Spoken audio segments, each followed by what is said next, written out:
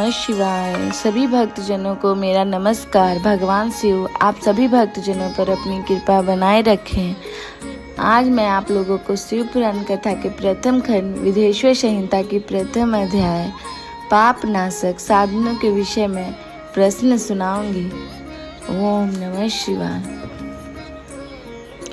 जो आदि से लेकर अंत में है, नित्य मंगलमय हैं, जो आत्मा के स्वरूप को प्रकाशित करने वाले हैं, जिनके 5 मुख हैं और जो खेल खेल में जगत की रचना, पालन और संहार तथा अनुग्रह एवं तिरोभाव पूर्वक 5 प्रबल क्रम करते हैं, उन सर्वश्रेष्ठ अजर अमर उमापति भगवान शंकर का मैं मन ही मन चिंतन करता हूँ।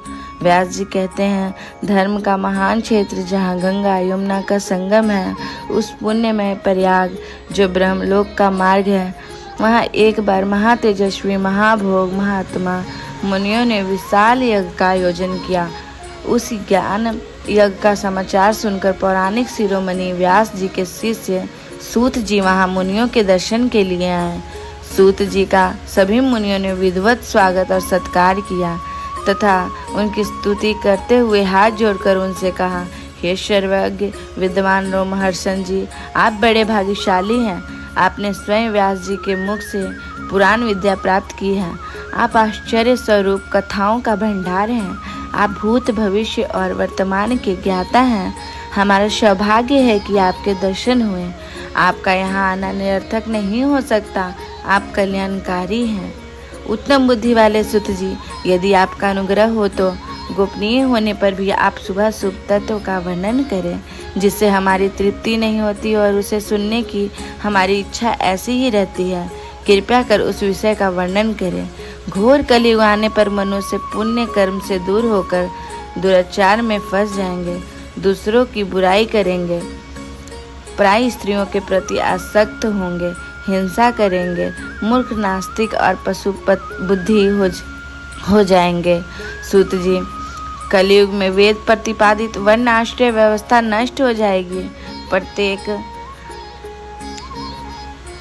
प्रत्येक लोग वर्ण और आश्रम में रहने वाले अपने अपने धर्मों के आचरण का परित्याग कर विपरीत आचरण करने में सुख प्राप्त करेंगे।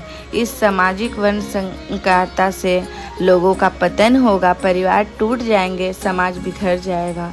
प्राकृतिक आपदाओं से जगह जगह लोगों की मृत्यु होगी, धन का क्षय होगा, स्वार्थ और लोभ की प्रवृत्ति बढ़ जाएगी, ब्राह्मण लोभी हो जाएंगे और वेद बेचकर धन प्राप्त करेंगे, मद से मोहित होकर दूसरों को ठगेंगे, पूजा पाठ नहीं करेंगे और ब्रह्म ज्ञान से शून्य होंगे। क्षत्रिय अपने धर्म को त्याग कर कुसंगी, पापी और व्यभिचारी हो जाएंगे। शौर्य से रहित वे शूद्रों जैसा व्यवहार करेंगे और काम के अधीन हो जाएंगे।